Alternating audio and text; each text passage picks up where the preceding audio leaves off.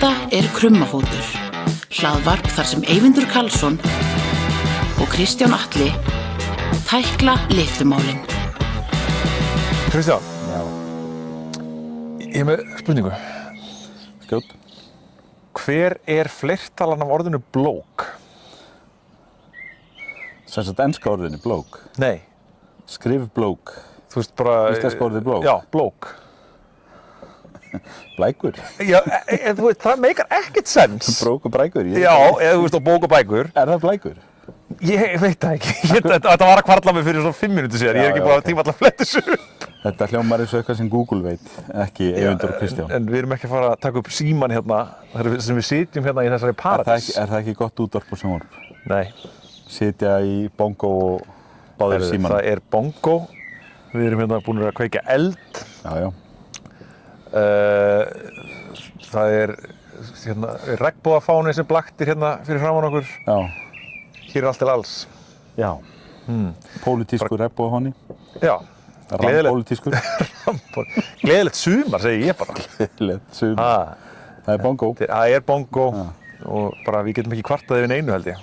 Já, fæstu. Já, ég meina, við getum það náttúrulega alveg. Komum kannski inn á það eftir. Já. Ég í Gatorade peysunni minni. Já. Green Bay Gatorade. Já. En hérna... Það væri reynda gott spons, the Green Bay Gatorades. Já. En það náttúrulega helgispjöll á sko, einu svona frægasta... Og rótgrónasta. Íþróttanafni Norður-Ameríku. Einmitt. En hérna... Mér langar að byrja á að minnast manns sem var að falla frá. Já. Núna helgina. Við verðum að gera það bara þannig. Já, við höfum nú áður talað ást mína á Dr. Hook. Já. Dr. Hook hefur nefnilega fengið tíma í þessum þætti. Hann hefur fengið það. Þannig að þetta við hæfi. Já, og það vill svo til að núna á,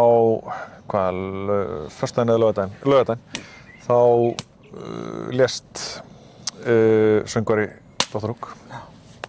Dennis LeCorrier. Það að segja, já, sá sem var eftir, þið voru náttúrulega 2. Hinn, Ray Sawyer dó fyrir 10 árum síðan, 9 árum síðan. 2019 sögður. Var það 2019? Já, ok, mér fannst það sögður 2017. Las frettinu svo sendi mér. Já. Það sögður 2019. 2019, já. En þeir eru allavega báðir farnir. Þeir eru báðir farnir núna. Hress og hressari. Já. Dennis náttúrulega var töluvert yngri, sko. Ray var alltaf komið yfir 8 til hann dó, en Dennis var ekki nema 76 ára, sko. Sem þykir nú ekkert áraldur. Hann fór núna úr nýrnabilun. Já, hann var búinn að vera, ég vissi að hann var búinn að vera veikur. Var búinn að segja frá því eitthvað? Já, hann var búinn að tala að hann væri að kljást við einhvern nýrnasjúkdóm hann var búinn að vera að díla við það í nokkur ár, sko. Hætti að túra í fyrra út af því. Já. Og bara leiðilegt, en ég fór að hugsa eins þessi við höfum nú áður talað þessi parasocial sambönd sem við eigum við fræga fólkið. Já. Og hann var náttúrulega einn af mínum uppáhalds, sko. Já, þarna kveður þú bara vin þinn. Já. Sem að vissi ekki að þú ert til. Nei, en mikill vinur þinn. Mikill vinur minn. Þannig virka þessi sambönd. Það þannig. Og ég náttúrulega sá hann á sviði sem var alveg frábært. Já. Og manni finnst það ég fór ég mikið bara að hugsa þetta í dag. Það var bara, búinn að vera að hlusta á hann og aðeins að bara meðtaka þetta, hann sé genginn. Og fór að hugsa þetta, af hverju erum við svona? Af hverju syrgjum við fólk sem við þekkjum ekki? Og auðvitað það náttúrulega hluta til einmitt út af þessu parasocial, þú veist, hann veit ekki hver ég vissi ekki, en hann var vinur minn.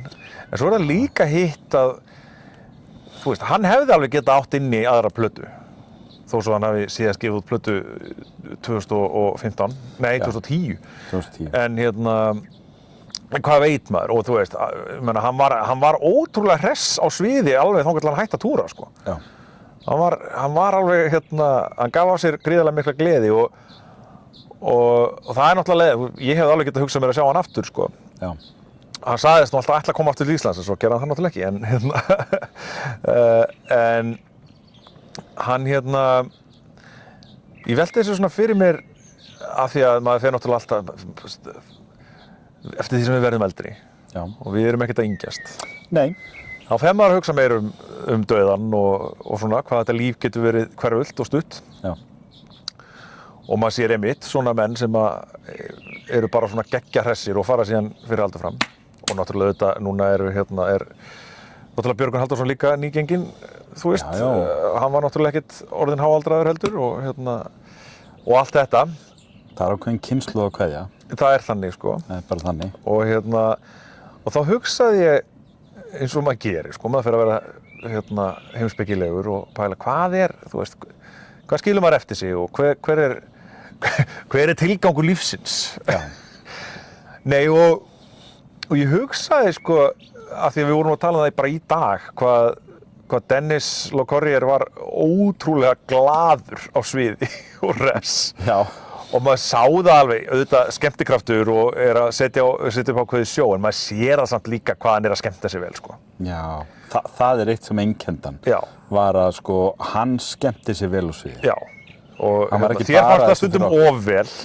Nei, sko, ég hafði nákvæmlega ekkert þegar við ræddum þetta í Krummafæti á síðast ári. Já. Ég hafði nákvæmlega ekkert við að athuga í rauninni að þeir væru svona líflegir á sviði. Já, og þeir voru ekki á plötunum. Að fara á tónleika með Dr. Hook og sjá þá einmitt svona sprellandi, sko. Já, já. Glaða og dansandi og hlæjandi og alls konar og trufla oft hvor annan jafnvel og ég veit ekki hvað og hvað. Það er bara hluti af upplifun. Það er bara eins og lifandi leikhús eða eitthvað. Ég hefði elskað það. Einmitt. En á fyrstu plötunni þeirra þá fannst mér að blæða svolítið inn á upptökurnar. Já, já. Og þá pirraði það mjög. Þeir voru að reyna að skila þessu á plötum. Og þar fæddist þessi frasi okkar á milli sem að þú vitnar svona, skulum við segja, hálfbjagað í mig að þeir eru að skemmta sér rátt. Já, þeir eru að skemmta sér rátt, sko. Og en að öðru leyti bara mikill meistari og... Algjör meistari. En ég, sko, þessi gleði, eins og við töluðum, sko, það eru fáir sem eru með jafn smitandi gleði. Bráðsmitandi. Eins og Dennis Locorrier. Hann var bara gangandi faraldur. Já, bara... Ef þessum manni var hleypt að svið, þá var gaman. Já, það var bara gleðifarsótt. Já, þetta var sennilega ekki maðurinn til að syngja í jarðarförinniðinni. Og þó, kannski að þetta veri akkurat stemmingin fyrir suma. Þú veist hvað er vinsælasta jarðarfaralagið í Bretlandi? Nei. Always Look on the Bright Side of Life. Já, jú, auðvitað. Hvernig veit ég? Þannig að þú veist, það er nú alveg, ég myndi alltaf vilja hafa fjör og stemmingu í jarðarförinni minni frekar en eitthvað Mér líður eins og sem Víður sé að reyna að ráðast á okkur hérna.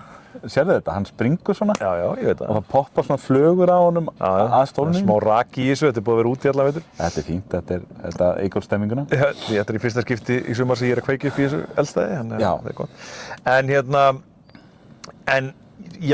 Þannig ég hugsaði, sko, þú veist, er þetta ekki svolítið merki mann sem er búinn að, sko, skila sínu á jörðinni. Dennis Locorrier var ekki stærsta rockstjarna heims, það eru sennilega fæstir sem að vita hver hann var. Já. Fólk þekkir Dr. Hook, það þekkir engin Dennis Locorrier. Eða er eins og ég og heldur að Ray hafi verið Dr. Hook. Já, nákvæmlega. Sá einegði. Einmitt. Og ég vissi ekki einu svona af hinum hreinlega. Nákvæmlega. Ég hélt alltaf að Ray eða Dr. Hook hefði verið sá sem söng. Já. Og sem hann náttúrulega gerði, hann náttúrulega söng, ég held að Cover of the Rolling Stone var annað af þeirra vinsælustu lögum og hann söng það. En það að breiða út svona mikla gleði, það hlýtur að vera bara það besta sem er hægt að gera. Já. Þú veist, ok, jú, að lækna krabbamein er frábært, skilur. En við erum ekki að gagnrýna þá sem lækna krabbamein. Alls ekki, sko. Það má líka. Það má, en þú veist, við getum ekki öll verið að bjarga mannslífum, sko. En við getum öll lagt okkur fram við það að gera daginn betri hjá öðru fólki.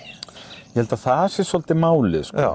Hvort sem þú ert típan sem að, skulum við segja, þjáist fyrir þína list og gerir einhverja grafalvarlega list. Eða sá sem að í rauninni skemmtir. Sem að ég held við getum fellt án þess að gjaldfella tónlistina á neinn hátt. Held við getum fellt Dr. Hook menn algjörlega undir þann hatt. Algjörlega. Þetta voru menn sem skemmt okkur. Og hvað sem það er annað, sko, ég heyrði einhvern tímann frasa, það er kannski 2 ár síðan, og hann situr alltaf í mér, bæði bara fyrir það hvernig ég vil lifa og hvernig ég dæmi annað fólk, og það er það er bara þessi einfaldi frasi, vertu ljósið. Já, einmitt. Og hann situr alltaf í mér, mér finnst þetta svo gott svona bara motto, sennilega.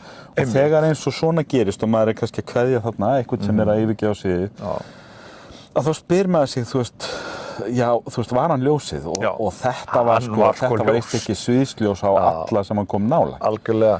En þú getur verið alls konar ljós. Sjá, til dæmis svo getur þú kannski farið á aðeins hinendan á spektruminu á manni eins og kannski Nick Cave, sem hefur kannski verið meiri að tekla erfiðari hlutina. En þú veist, alveg að sama skapi ljós fyrir alla aðra í kringu sig, 100%. Sína fylgjendur og aðdáendur. En það í rauninni alveg tilefni til að hylla mann eins og Dennis Logorrier og þá Dr. Hook-félaga alveg jafn mikið og svona innan gæsalappa alvarlega listamanninn. Og enn og aftur ég segi það án þess að ég vil ekki að það skiljist þannig að þeir hafi gert lítilfjörlega tónlist. Nei, og þeir voru heldur ekkert bara í einhverju grín, þeir gerðu náttúrulega mikið vissulega fyndinlög og allt það, en þeir voru líka alveg oft að tækla eins og Carry Me Carry og svona fleiri lög sem alveg að tækla háalvarlega hluti, en ég meina, þú veist. En þeir gerðu það alltaf mjög skemmtilega. Já, og þetta var bara, þú veist, það ekkert eðlilega mikið af fólki þarna úti örugglega sem að hugsar til Dennis Logorrier í dag og skálar fyrir honum og segir takk fyrir mig gamli og bara takk fyrir alla birtuna sem þú komst með inn í mitt líf. Nákvæmlega. Og þaðan kemur náttúrulega þetta parasocial samband hjá okkur. Nákvæmlega. Það þessi spurning hvað býður þú mér upp á og þú veist, og eins og í þínu tilfelli, þú þekkir Dennis Logorrier ekkert persónulega. Nei.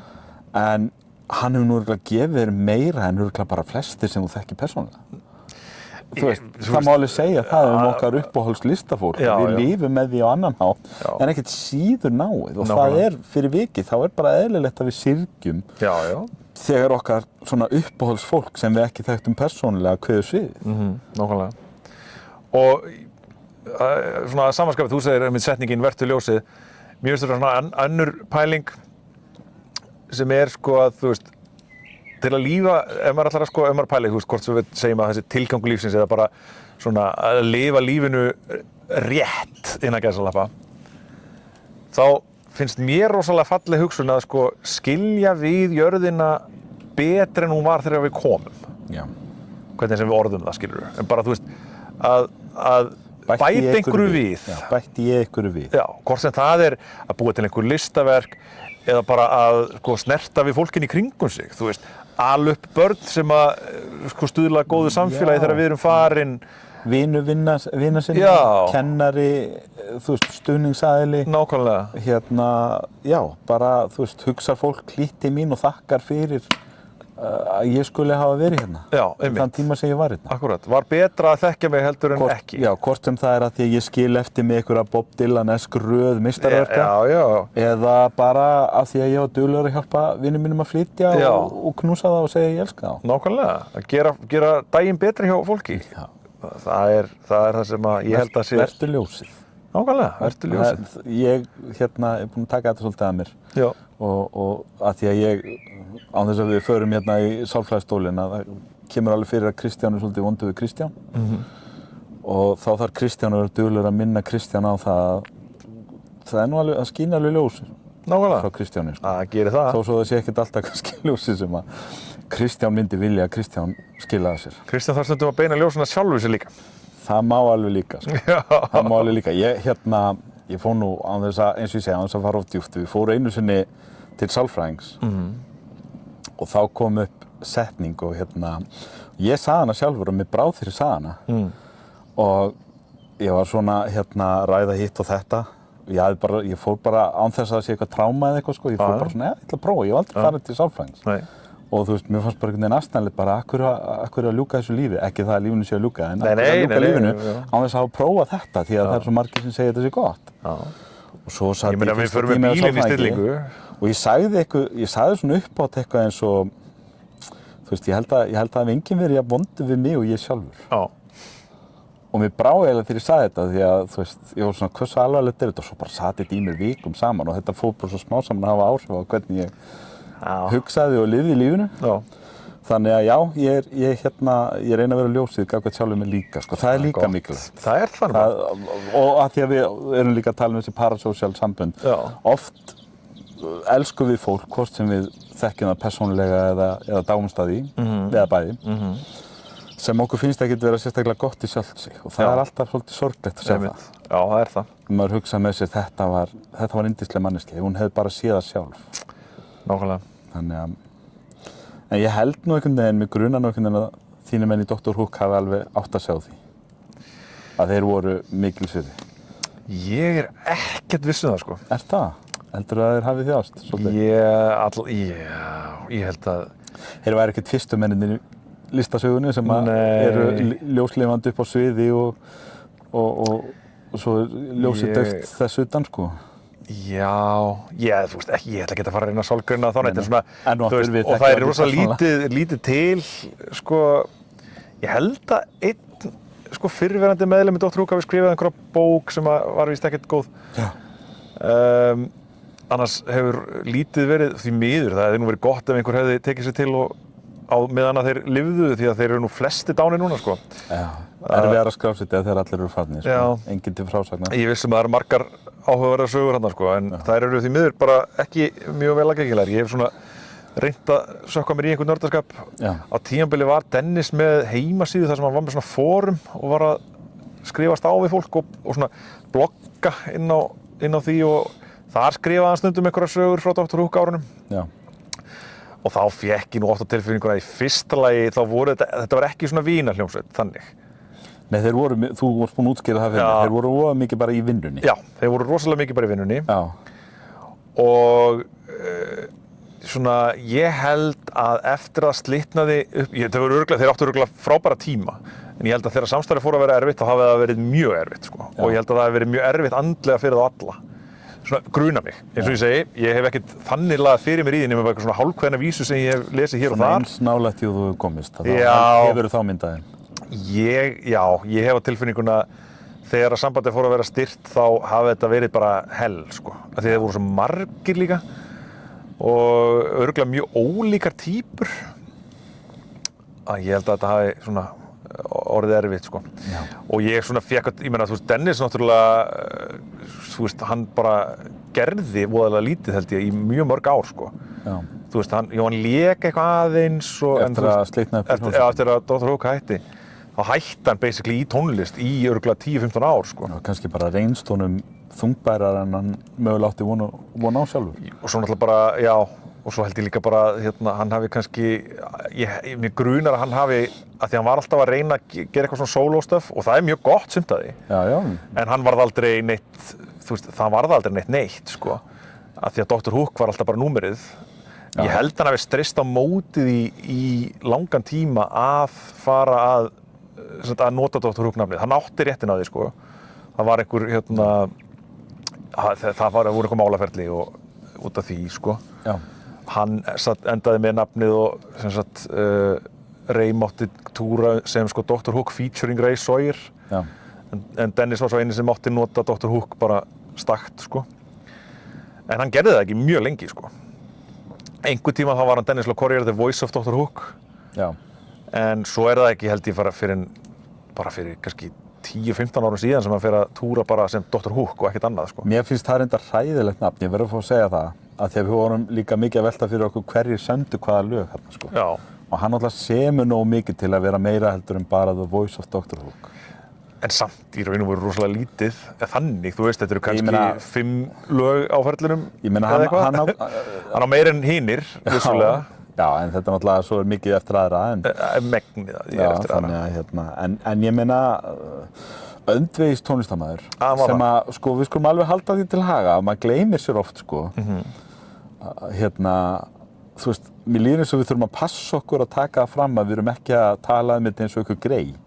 Því að það eru bara ekki margar manneskjur í tónlistarsögunni sem hafa átt feril á pari við eða betri heldur en Dr. Hook and the Medicine Show. Nákvæmlega. Þú veist, þessi menn upplifðu drauminn. Já. Og þeir fóru alla leið og þeir náðu hæstu hæðir og bara gera þeirri betur. Og 76 ára vissulega er engin aldur árið 2026 en nýrnabilun, ég menna það er illvígt.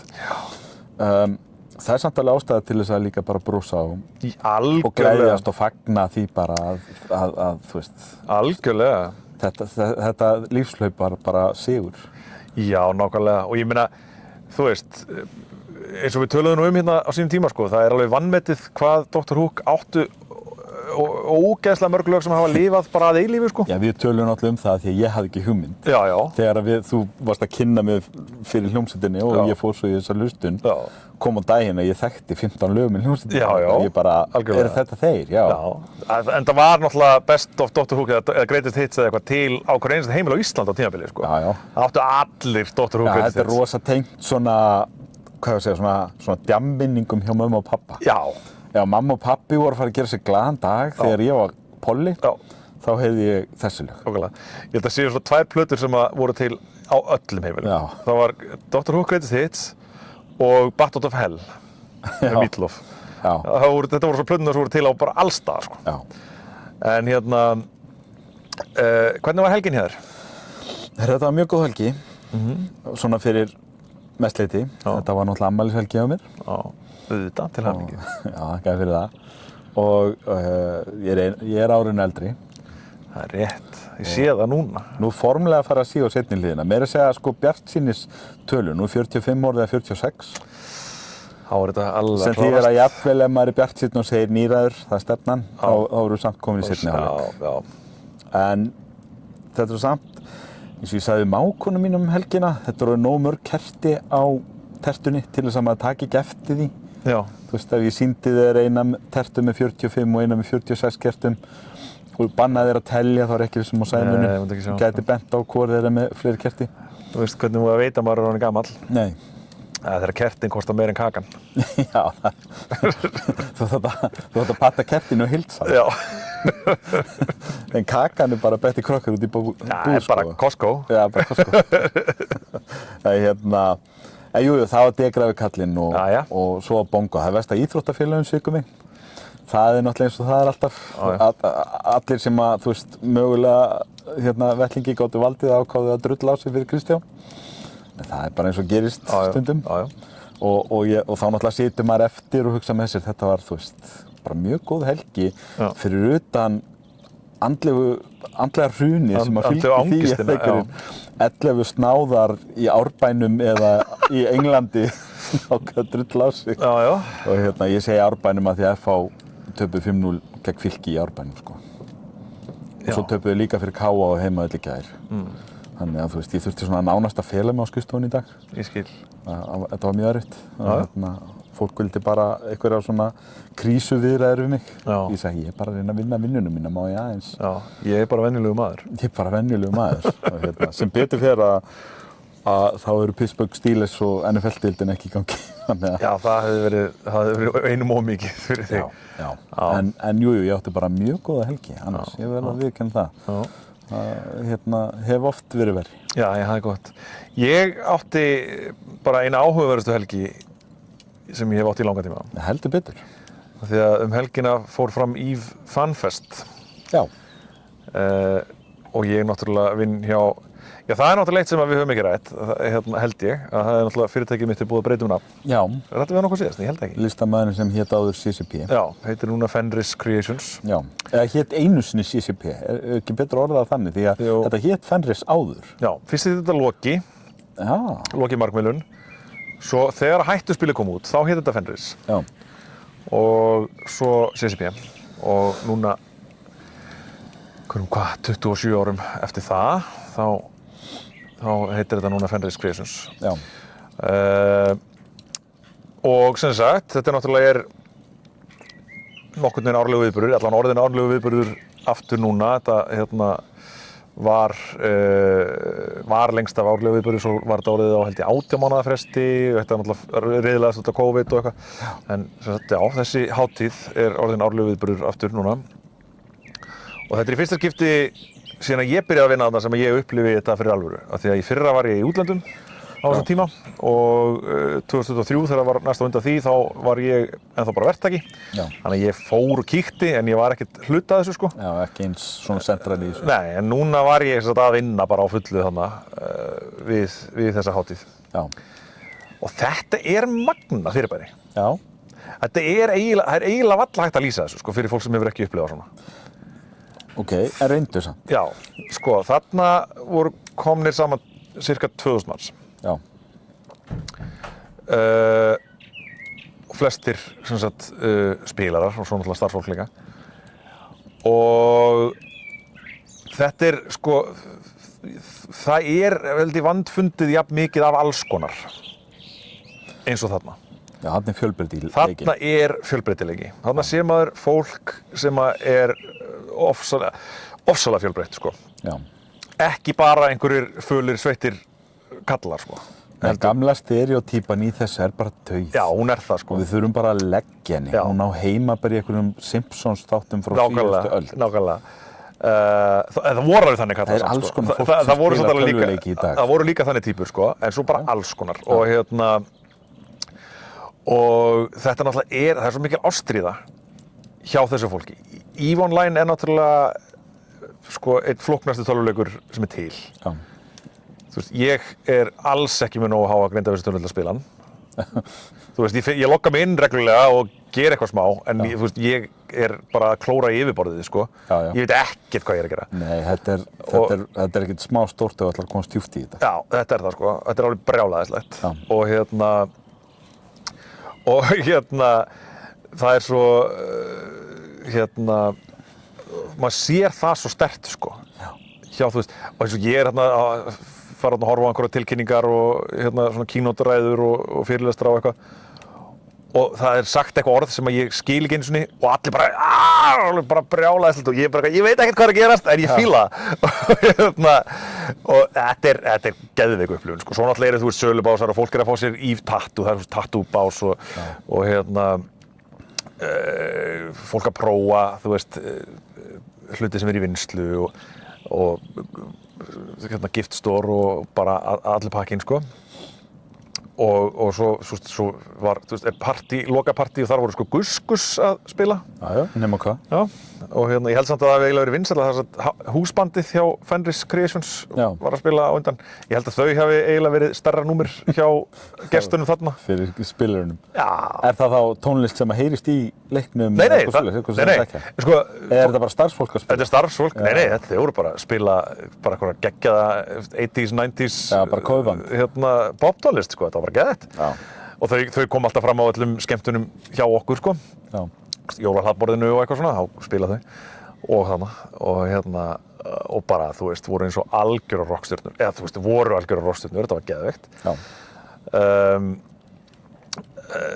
Þú veist, og þetta alveg geðveikt tónlistafólk, það þú veist, einn sem var í Brain Police og annar sem hefur verið í alveg nokkrum stórum hljómsveitum og þú veist, þetta allt alvöru. Já.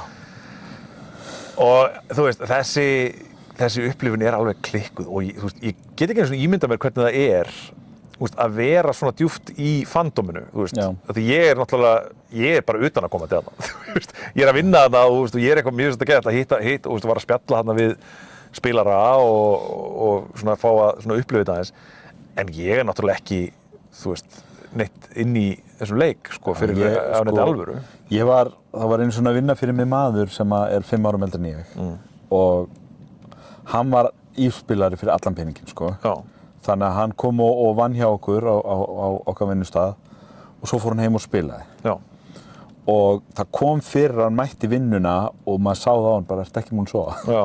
Þá var hann búinn að vera að spila og hann var alltaf að reyna að útskýra líka, sko, þetta væri ekki bara það að hann væri svona all-in, heldur líka það að það væru, sko, svona viðburðir skipulagðir hjá teimunans í leiknum sem eru bara, þú veist, ef það viðburður klukkan 11 kvöld, þá bara mætir hann á það og að spila alla nóttina. Það ekkert í boði bara að logga sinn þegar að vel liggur á hjá þér. Nei. Þú veist, þegar hentar hjá þér gagnvart vinnu og persónulega lífinu. Og hann var rosa mikið all-in í þessu. Og þetta var svona, þú veist, hinir strákarnir samstarfsaðilar hans átti að til jafnvel að svona hugsa með sig, vá, þú veist, þetta nú bara eitthvað lúði, sko, eitthvað svoleiðis. En svo sáum við eitthvað myndbönd eða eitthvað frá FanFest. Já. Þetta örugglega 10-15 ár síðan. Já. Og hann var eins og rockstjarna þegar hann mætti. Já. Og í kjölfarið þá svona fórum við aðeins að grilla hann og þá fór hann útskýra fyrir okkur að, sem sagt, að menn það allir með sitt username. Já.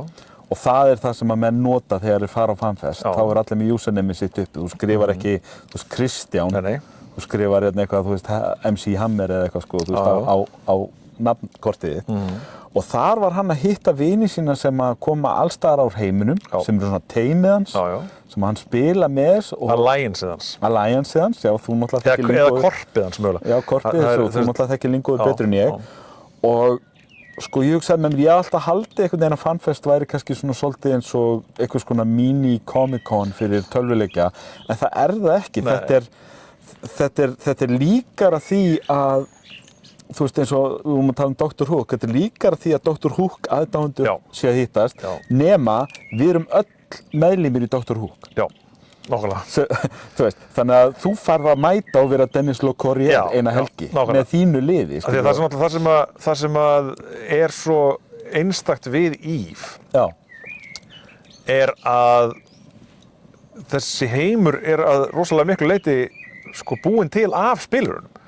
Þú veist, þeir fá bara það sem ég ætla að segja við, en ég náttúrulega bara eitthvað að skrifa ykkur texta, en þú veist, það ekkert verið að búa til allan heiminn, þú veist, fullbúinn. Það bara verið að færa spilurunum verkfæri til þess að byggja og eyðileggja. Og það það sem þetta gengur allt út á. Þeir eru að byggja eitthvað, þeir eru að fara í stríð hver við annan og þeir eru að eyðileggja það. Þetta ekki eins og í, þú veist, World of Warcraft, þar sem að þú veist, þú ferð og berst við einhvern einn eða það koma kannski einhver svona litlir hópar og berjast saman eða fólk fer, þú veist, og fer í eitthvað dungeon og drepur eitthvað skrímsli og eitthvað. Þú veist, þarna eru kannski sko, þú veist, 10.000 manns að berjast á sama tíma. Þetta klikkað, sko. Þetta galið dæmi. Skalinn á þessu svo stór og mikill að maður einhvern veginn næri ekki utan. Nei, þetta alveg fáránlegt, sko. Já, þetta eins og þegar að þú veist, að því að eins og til dæmis íþróttabullur. Nú ég mikill fótboltakall og það náttúrulega stærsta íþróttagrein í heimi. En svo þegar það verið að benda, þú veist, fótboltaunnendum á að, þú veist, að gaurinn sem heimsmeistari í FIFA tölvuleiknum frægar í Asíu heldur en Lionel Messi eða Cristiano Ronaldo. Og þá horfa þær á þau bara það bara eitthvað strákur í kóri eða eitthvað með joystick sem frægari heldur en Lionel Messi. Eða Michael Jordan, eða Tiger Woods. Og þetta bara, þú veist, en þetta bara svo, skalinn á þessu svo ógeðslega stór. En þú veist, eins og með Eve, þú veist, virkar það þá svipað, getur orðið, hvað að segja, frægur spilari. Já, það fullt af fólki sem þannig að þú getur labbað bara eitthvað MC Legend eða eitthvað og það vita allir bara, þetta hann. Já. Þú veist, þetta þú veist, bara the greatest destroyer eða eitthvað þú veist, eða hvað sem sko, þú bara svona konungur himingeimana eða eitthvað. Alltaf sko, í Eve gengur þetta svolítið mikið út á liðin, sko. Þú veist, þú stofnar corporation og færð fólk með í það og svo þetta, þú veist, þeir sem að skipuleggja, þetta allt eitthvað svona strategíur og hernaðar aðgerðir, þú veist, og það, og eins og einhver að segja það, ég náttúrulega skildi ekki mjög vel, ég hef aldrei spilað þessa hliðarleiknum. Ég bara einhver svona smá, eitthvað svona það sem ég safe af því að þegar þú missir dótið þitt í Eve, þá það farið. Já, það ekkert hægt að rístarta borðinu eða eitthvað eins og í venjulegum tölvuleikjum. Bara ef þú ferð einhver og þú ert í bardaga og þú missir skipið þitt sem að kostaði kannski, sumt af þessu dótið getur kostað alveg mikið í alvöru peningum, sko. Í alvöru peningum. Já. Þú veist, ég ætla ekki að fara með einhverjar fjárhæðir, en ég veit að sko, maður stundur séð sko í þessum stærstu bardugum, þá að tapast einhverjur 100.000 kallar í alvöru peningum, sko. Og þegar að það þú veist, ef skipið þitt springur, þá það bara farið. Og það sem að þú varst með í kargóinu hjá þér, hinir að fara að taka það, sko. Og það ein uppáhaldssaga mín sem var sögð núna á FanFest. Þetta gerðist einhvern tímann síðasta haust. Það var ekkert talað þetta, mátti ekki tala þetta strax, en núna mátti gera það. Ég var búinn að heyra þessa sögu innan veggja fyrirtækisins, sko, að þetta klikkuð saga. Mögulega ekki mjög klikkuð fyrir fólk sem þekkir ekki Eve. En skulum bara orða þetta svona, þú veist, það að komast í stærstu og bestu skipin í Eve getur verið mjög erfitt og tekið mjög langan tíma eða kostað mjög mikla peninga ef þú ætlar að kaupa þig fyrir alvöru peninga sem þú getur gert. En ef þú ætlar að, þú veist, bara spila leikinn til þess að fá inn peninga þannig að þú getur, og þú þarft líka að þjálfa upp sko skills til þess að geta flogið þessum stóru og öflugu skipum, sko. Já. Og það eru skip sem að heita Titans. Og einmitt talandi þessi usename, við erum með svona devnöfn sem vinnum þarna, sko. Það allir með það. Og það það sem prentað á okkar passa þegar við förum á FanFest. Og mitt einmitt FC Titan. Já. Það byrjar alltaf á FC, það var CCP, núna er það FC og ég er Titan, út af dollu. En það náttúrulega Segir maðurinn í Green Bay peysunni. Já, ég er náttúrulega Titans maður. Það var ekki til Titans. Tennessee Titans. Tennessee Titans. Já. Það var bara ekki til Tennessee Titans treyja í Sportsstafett, en það var, peysa fyrir ekki, en það var til Green Bay, og hún var flott og ég fíla græna. En en allavega, Titans eru allavega með stærstu, ef ekki stærstu skipin. Þau eru mjög stór. Og þú veist, það alveg, þau eru brjálæðislega dýr. Það getur tekið mörg ár, sko, að komast upp í Titan. Já. Þú veist, það er bara þannig, þú ert að þjálfa upp skills til þess að geta flogið, þú ert að eiga nóg, þetta kostar, gjaldmiðillinn heitir ISK. Já. ISK. Er ekki, þetta fylgir ekki alveg krónum. Nei, og þetta er ekki á sama gengi, en ég man sko hvað ég var spenntur þegar ég eignaðist fyrst 100 milljón ISK. Já. Svo núna held ég eigi milljarð eða eitthvað svoleiðis. Titan kostar alveg, ég veit ekki, mjög marga milljarða. Hvort það eru 10 milljarða, ég man það ekki. Þetta er brjálæðislega dýr skip. Í einum viðburði í fyrra, þá var svo að þegar þú kláraðir viðburðinn, þá gastu, þess að þú kláraðir öll challenge-in í honum, já. Þá gastu fengið teikningu að skipi sem þú gast þá smíðað. Já. Og það var random úr einhverju línu.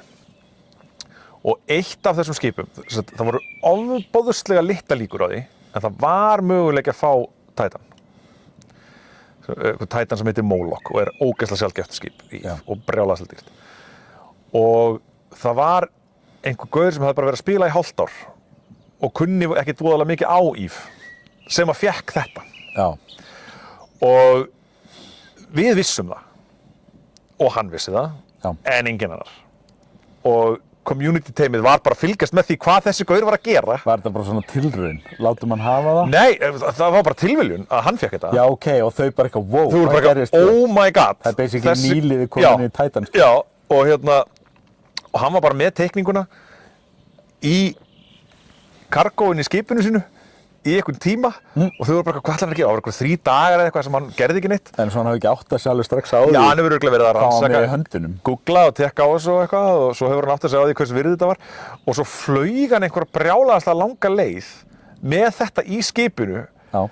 Og það er bara sjálfsmorð í Eve, sko. Þú veist, af því að ef einhver kemur og springir þig, sem að getur mjög vel gerst, þá ertu bara búin að tapa þessu, sko. Já. Og þau voru öll bara eitthvað, nei. Stressið fyrir hans hönd. Já, og þau bara fylltist. Það erum við mögulega að tala um alvöru peninga líka, sko. Þú veist, þetta er bara, þetta gæti alveg verið, þú veist, ég veit ekki hvað, en gæti alveg verið $200-300 þessuna ef hann hefði mist þetta, sko. Já. Og ég get vel verið að tala með raskatunni, ég hef ekki hugmynd um það. Við gefum okkur, þetta er dýrmætara en annað. Miðað við viðbrögðin í salnum þegar þessi saga var sögð á sviðinu, þá hefði þetta verið ógeðslega slæmt tap ef hann hefði mistið þetta. En hann náði einhvern veginn, þau voru öll bara eitthvað, þetta var aldrei, hann átti að tapa þessu. En hann náði þessu og sendi þetta. Svona eins og fá gullleggið. Já. Og fara svo bara að búa sér til leggjarhæru. Já, og hann fór að selja þetta, hann seldi þetta örugglega. Það átti ekki að kort með höndunum. Nákvæmlega. Hann fór að selja þetta örugglega fyrir einhver 100 milljarða ISK, sko.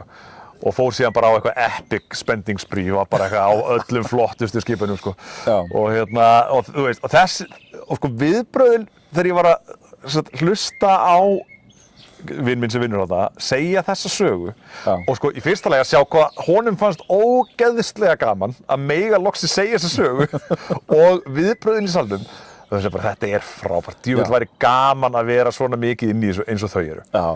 Eða þú veist, eða ef ég geti farið á svona ráðstefnu, þú veist, í sambandi við eitthvað sem ég hef svona mikinn áhuga á. En kannski þá dettur mér í hug framhaldsspurning. Hvaða nördismi myndi gefa þér sömu upplifun? Ef þú myndir fylla hörpuna af áhugamáli Eyvindar Karlssonar, hvaða áhugamáli er það? Það kannski eitthvað af þessum spunaspilum sem að ég spila. Þú veist, Call of Cthulhu, það náttúrulega eru Call of Cthulhu ráðstefnur haldnar víða heim, sko. Já. Ég geti alveg hugsað með, þetta er Chaos Simcom, það er ekki bara Call of Cthulhu, en Call of Cthulhu er fyrirferðarmikið. Það er hjá fyrirtækinu sem að gerir Call of Cthulhu og fleiri spil. það geti ég ímyndað mér að væri eitthvað ekta fyrir mig, sko. Já.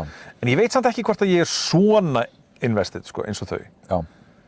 Þú veist, ég náttúrulega hef farið á leiklistar, hátíðir, sko. Það svona svolítið svipað, en veit ekki. Já. En þetta nefnilega áhugavert, eins og þú segir. Já. Þú veist, maður gefur sér að öll fandom eigi svona samkomur. Já, já.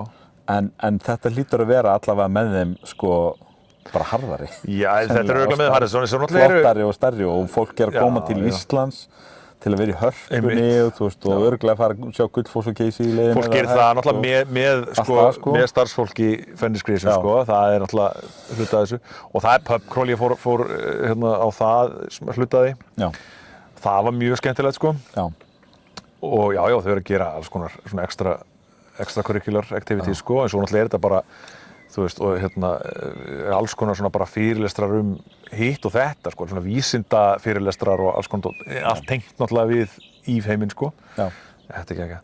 En jú, eitt sem að ég veit hvað það væri. Já. Hundar. Ef að ég kemist á svona fyrir bara hunda, Já. sem ég geti farið og klappað hundum, farið og fyrirlestra hunda, Já. það væri, held ég, það mesta. Já. Og sko, ég sko á svo miklu kafi í hundakanínuhólu. Hundakanínuhóla meikar ekkert sens. Já. En það einn hluti af þess. Ég horfa á fullt af svona hundavídeóm á YouTube og Facebook og Instagram og öllu þessu. Og bæði bara krútleg vídeó og svo líka bara svona eitthvað atferli hunda og hitt og þetta. Og ég horfði daginn á heimildamynd á Netflix og í kjölfarið þá fór ég að kynna með þetta því að þetta það áhugaverðasta sem ég veit. Já. Það eru talandi hundar. Já. Hundar sem eru með svona takka sem að þeir geta notað til þess að segja einhver orð sem búið að taka upp og kenna þeim hvað þýða. Já.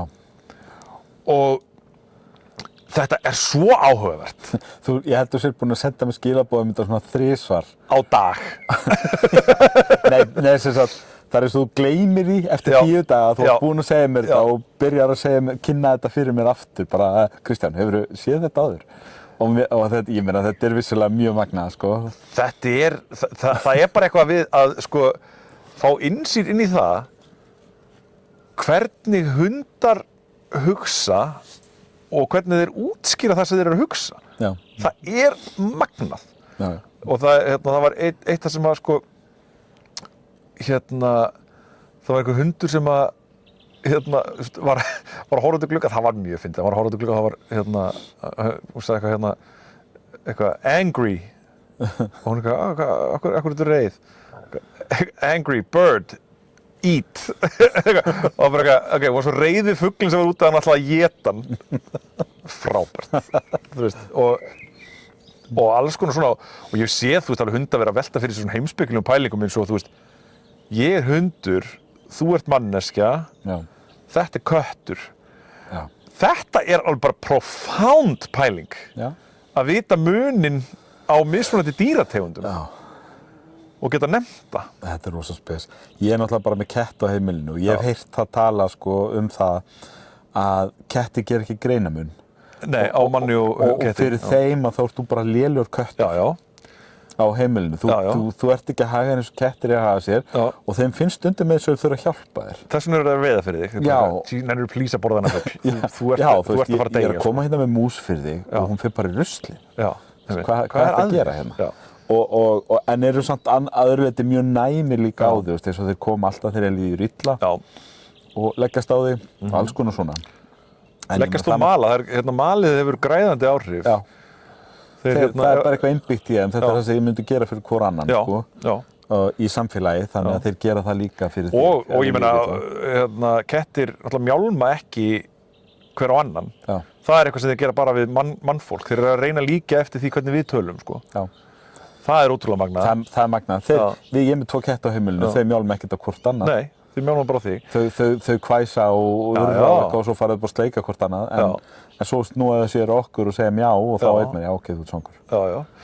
Og það er bara að vera að reyna að ná í athygli. Já. Og það eru til svona, það er líka, þetta er líka gert við ketti, sko, svona taltakar.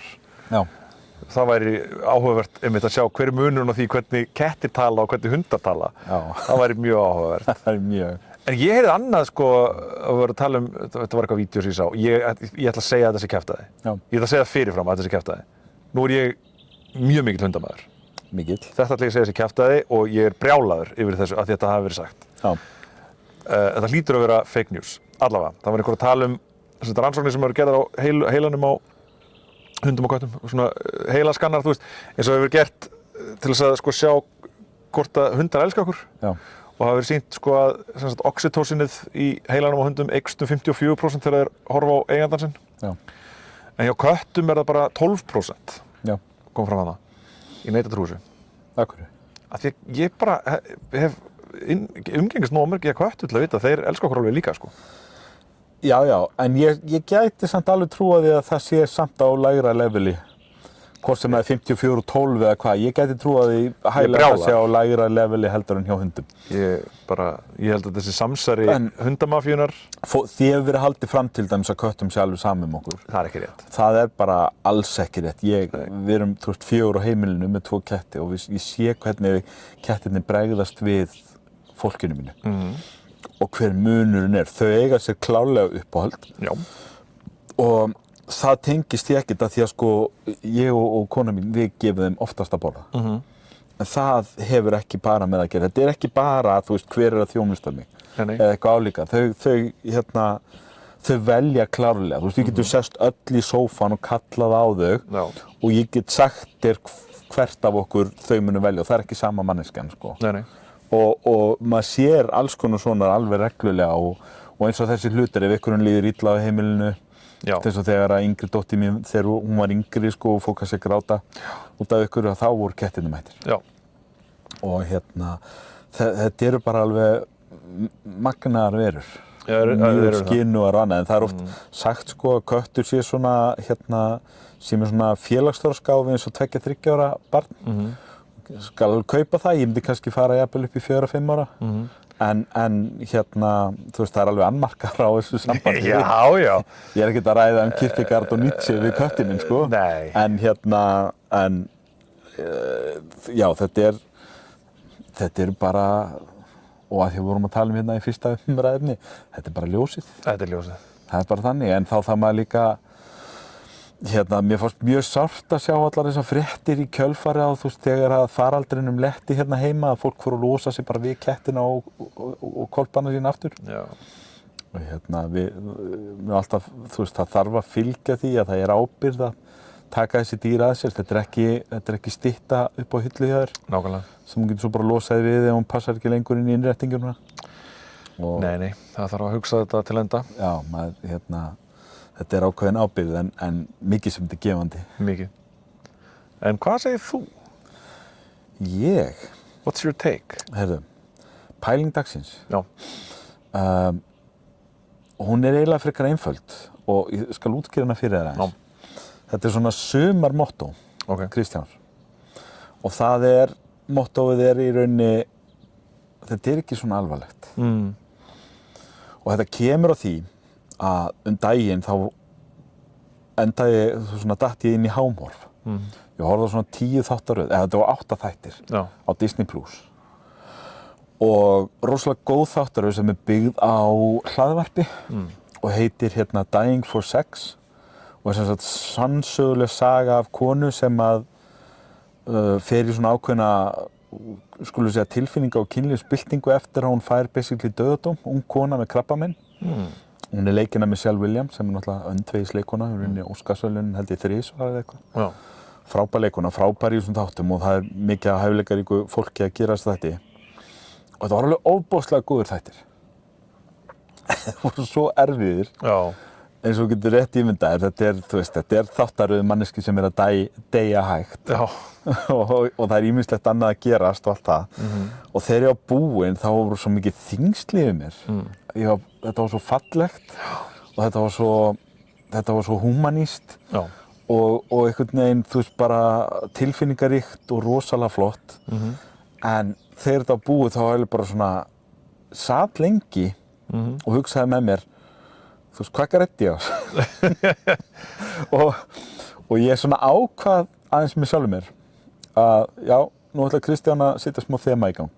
Þetta er ekki svona alvarlegt. Nú ætlum við að fylgja öllum þunglamalegu rockurunum og bókum það sem allt upp á líf og dauða og sjónvarpsþáttum það sem að þú veist allir að deyja og allt vont. Ég meina svona þættir eins og til dæmis eins og Sons of Anarchy eða eitthvað skilur, svona þessar þáttaraðir eða Game of Thrones eða eitthvað, þar sem allir segir þykir vænt mér að deyja. Þú veist bara, þú veist, uppáhaldskarakterinn hálshöggvinn í hverri viku eða eitthvað, eða brenndur á báli eða hvað það sko.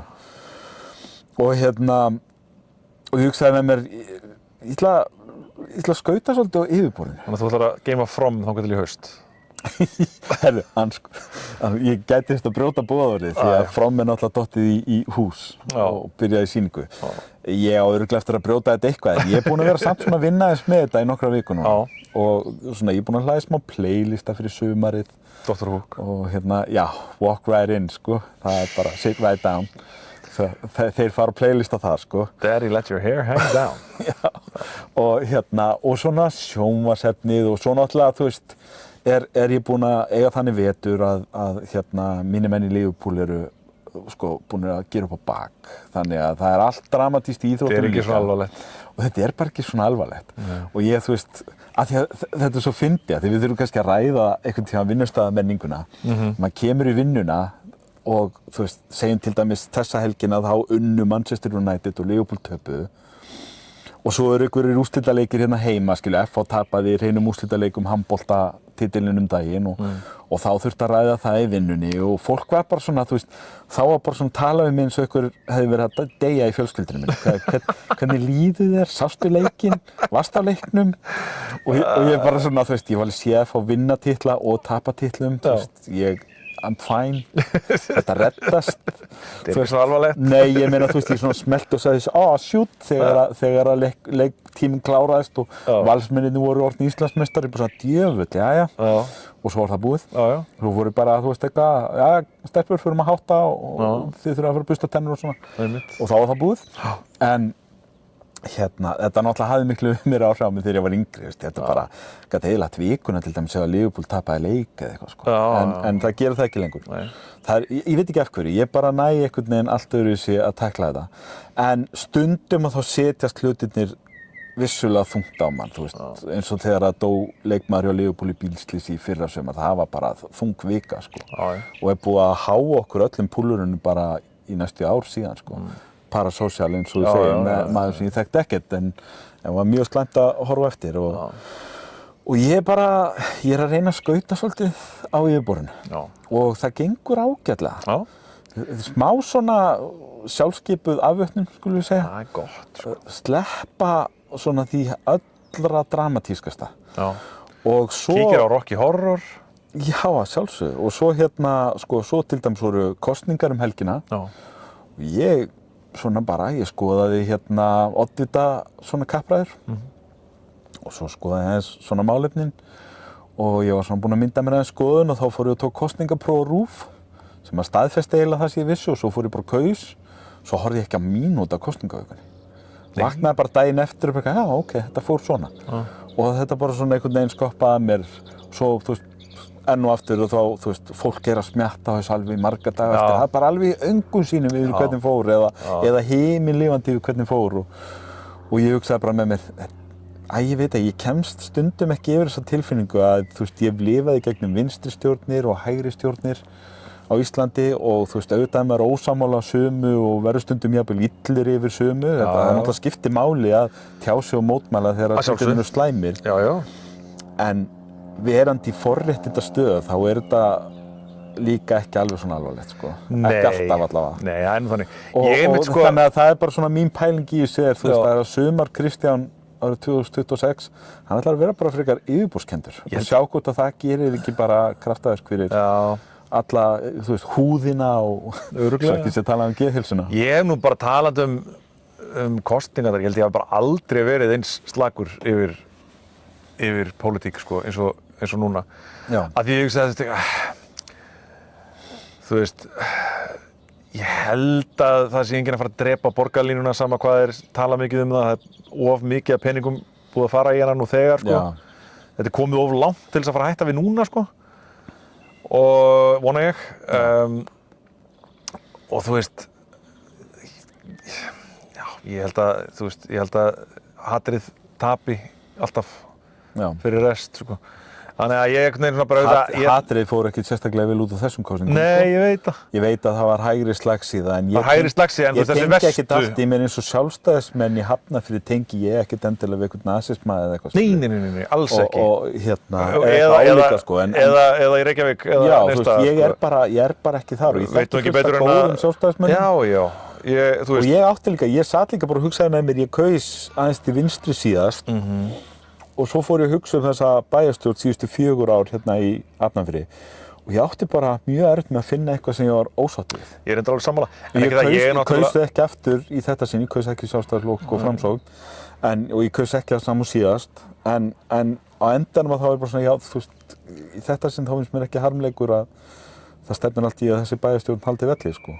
Nei, ég hefði kosið hana sjálfur. Ekki það ég er náttúrulega að fara að flytja úr Hafnarfirði, þannig að það svo sem snerti mig eiginlega ekki neitt, nema börnum ég bara. Nei, ég meina þú ert á leiðin í annan sjálfstæðisflokk. Já, það er. Þú ert bara á sama stað. Já, það er bara þannig, en ég meina, hún virðist nú hafa útilokað samstarf með Miðflokki þar. Ekki það reyndar, en náttúrulega saga þessara kosninga eru þau að bara Sjálfstæðisflokkurinn sem að allir eru búin að tala síðan í síðustu þingkosningum eins og bara einhvern andvana flokk, sko, bara, þú veist, þetta er bara búið, það er bara klofna, þannig einhver flugi og svo vaknar maður á sunnudegi og Sjálfstæðisflokkurinn er bara með höfuðborgarsvæði. Já. Eins og það leggur saman bara, ok, þetta var nú ekki meira dautt en þetta. Nei.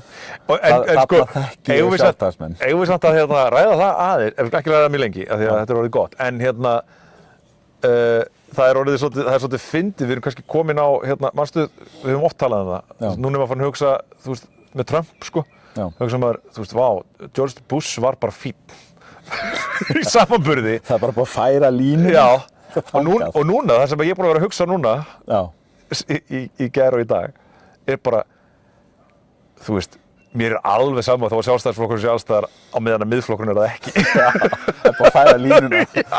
Sjálfstæðisflokkurinn ekki lengur þar sem að vinstrimenn og sósíalistar á Íslandi og lippar og 101 rotturnar og allt þetta er brjálæðið. Það er allir bara eitthvað Hildi Björns, já, fínt. Skárið að tveimur kostum. Frábært, bara á meðan að það er ekki. Á meðan það er ekki Ari Edvald. Herðu, við skulum segja þetta gott. Já. Takk fyrir að koma í garðinn. Eldurinn er slökknaður. Það er orðið dimmt á okkur. Við erum konur í skugga. Ísland í maí, ég meina þetta var bongo og nú er sólin farin. En ég meina við erum, þú veist, við gátum setið úti. Já, við gátum setið úti. Það er mikilsverði. Þeir eru ekki margir svona dagarnir. Nei. Þannig að við nýtum það alla og hunskumst út dyrum. Já, nákvæmlega. Út fyrir hús. Þannig að við þakkum fyrir okkur í bili. Þið munið eftir að heimsækja okkur á krummafótur.fm og á samfélagsmiðlunum. Þið að sjálfsögðu kaupið ykkur miða á Rocky Horror í Þjóðleikhúsinu 13. júní. Það er náttúrulega seldist upp hjá þér. Já, það er komin aukasýning. Þannig að það er komin aukasýning. Aukasýning klukkan 4 sama dag. Þetta er alveg. Verður nú, kannski verður orðið uppselt þegar þetta fyrir loftið, hver veit? Ég verð að viðurkenna það, af því að þú veist nú, ég er mikill vinur þinn. Það kemur ekki á óvart að fólk hafi áhuga á þínum öndviðisverkum. Samt svolítið hissa á því hvað eru margir Íslendingar siðlausir að ætla að láta teyma sig á söngleiki í leikhúsi. Verð að segja. Þetta er náttúrulega ekki hvaða söngleikur sem er, sko. Nei, reyndar ekki. Þetta er Rocky Horror. En ég er að fara að mæta þennan söngleik. Það ertu að fara að gera. Þannig að þú skalt aldrei efast hvað ég elska þig. Það hefur aldrei ég, sko, var að hugsa, hvað, sko, þegar það hefur eitthvað, slest upp, þegar það hefur slest upp á vinskapinn okkar, er það næstu alltaf mér að kenna. Þín orð, ekki mín. Ég bara var að rifja upp að því við vorum að tala um parasocial relationships og ég mundi ekkert þegar ég var eitthvað að gera grína þér, held ég, eða einhverjum, ég man ekki hvort ég var að gera grína þér, en ég var alltaf að gera grína einhverjum fyrir, hvað, þú veist, þetta er eitthvað sem þú þekkir ekki neitt. Og þú varst eitthvað, Eyvindur, þú gerir þetta alveg sjálfur líka. Okay. Og ég bara, já. Það var örugglega ekki ég, sko, ég held að það var því. Ég hafði eitthvað, sirt Steve Irwin. Og svo var ég að gera grína einhverjum öðrum fyrir þetta og ég held alveg örugglega að vera þú sem bara, það er kannski ár síðan að þú varst að grenja við Steve Irwin. Ok, það gæti alveg að hafa verið ég. Já, og ég varð bara viðurkenna, já, ég er bara rangstæður hérna. Og þannig að, þú veist, ég ætla bara að segja það, ég er erfiðari í þessu sambandi heldur en þú. Þannig að nei, ég varst aldrei við það hvað þú elskar mig mikið. Ég er samt komin í smá erfiða stöðu þarna, því að ég sagði þetta við Lilju daginn, bara hvað ger ég ef ég fer á Rocky Horror og fyrrist bara við, bara, þú veist, að því að það alveg, þú veist, ég hef allan hvata til að fíla þetta tætlur fyrir vin minna Eyvind, leikstjóran sjálfan. En hvað gerist ef ég bara að drepast eftir 3 mínútur? Bara gengur þú út? Nei, og ég hugsaði með mér, ég hugsaði þetta og svo sagði ég svona, lofaði sjálfur mér, veistu það, en mér fannst þetta bara ógeðslega leiðilegt, þá ætla ég að segja Eyvindi. Já. Af því að ég veit að hann mun skilja hvaðan það kemur og það ekki á neitt nátt gagnrýni á hans störf. Það bara ókei, það staðfest Kristján ennþá með ónæmi fyrir söngleik. Já. Þannig að það allir möguleiki á því að ég verði bara eitthvað, guði minn almáttur þetta átti ég aldrei að gera aftur. Hefur ekki séð Rocky Horror? Myndina? Jú, eflaust. Okay. Herru, þá skulum við bara öll dæma Kristján. Og tilneyddur einhver staðar eða óvart. Svona eins og grísið eitthvað, ég svona osmósa þetta einhvern veginn inn í mig. Aldrei nokkuð tíman bera Rocky Horror saman við grís, bara aldrei. Herru, við skulum láta þetta vera lokaorðin. Já. Takk fyrir okkur, við sjáumst næst. Sjáumst.